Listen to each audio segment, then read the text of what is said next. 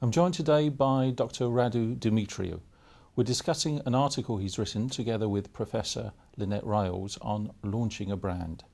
The article appears in the October 2011 issue of the magazine AdMap. Thanks for being here. Let's pick up some key points. Now, you mentioned in the article that companies thinking of launching a new product, new service, don't necessarily have to build a brand from scratch. What other options can they consider? The other option that a company would have would be to launch a new offering, either product or service, under an existing brand. And this is what we call brand extension, or extending a brand. For instance, we have Honda having launched lawnmowers under the Honda brand, or we have Colgate having launched Colgate mouthwash under the Colgate brand. And this makes lots of sense for companies, actually, because companies would incur lesser costs by launching a brand extension because they don't have to build a brand from scratch, as you said. There are also many synergies to be achieved. For instance, with Colgate mouthwash, there are many synergies in terms of packaging, advertising, promotion between the mouthwash and the toothpaste, for instance. Consumers would also feel more encouraged to try a new product that comes under an existing brand because that stands for quality, that stands for a credible image. They also feel that there is a lesser risk in trying a product which comes under an existing brand. Actually, many times companies should stay away from using brand extensions because their existing brands don't have the necessary credentials. For instance, the big company known for disposable products such as pens, razors, or lighters tried to launch big perfumes, and that was a failure because the big brand didn't have the right credentials and the perfume appeared as being cheap and low quality. Now, there are some important principles that brand managers have to adhere to when launching a new brand extension. Can you tell us more? The basic principle overall would be to build a strong brand equity, and that really has two sides to it. The first side to it is to establish a strong brand positioning, which should be ideally reflected in a strong brand image in the eyes of the customers. On the other hand, a company should try to build what we call brand awareness. So not only does the brand stand for the right image, consumers or customers have to know about it.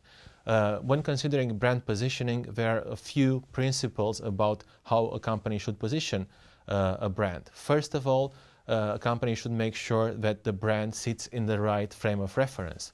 In the 90s, Motorola launched Motorola Envoy, which was a PDA, and it was a revolutionary product, but it was the first product of its type. Customers didn't really know what to compare that product with or where to, how to actually judge it. And that was a failure because of that fact. Afterwards, the Palm Pilot appeared, and that product had just a fraction of the functions of the Envoy, and that was a success because the Palm Pilot associated itself with personal organizers. The second principle to positioning is to establish what we call points of parity or associations that make you credible in a certain market. For instance, Subway were positioned as the healthy fast food, but they also had to communicate that they have a good taste. And this is what we call points of parity. You have to be credible in the market. Last but not least, you should make sure that you are differentiated. So you should build what we call points of difference. And in that respect, we can take the case of FedEx. That was the first company that launched overnight deliveries. That was a very strong point of difference. In time, other competitors emulated that, and FedEx had to reposition itself on speed and dependability. So you've done your brand positioning, your image. How do you go about building brand awareness? Are there some principles behind that? Definitely so. Once you get the brand positioning and the brand image right, you should make sure that you establish what we call perceptual prominence. This would mean, for instance, that a brand such as iPhone was one of the first phones to be controlled for the touch screen, and if iPhone managed to largely create a standard for what we consider to be a good smartphone. Other companies, even though they have a good product or a good brand, they are less good at establishing this awareness or knowledge in the minds of the consumers. For instance, Sony was the first product or one of the first brands to launch an electronic reader, And it was a good product, but they failed to communicate it in an appropriate manner. And actually Amazon Kindle appeared afterwards in the market and gained a higher market share than the Sony electronic reader, and it was the Amazon Kindle that eventually won the day because they managed to establish this brand awareness, this brand knowledge on the side of the consumers. Some very important messages there, Radu. Thank you very much indeed.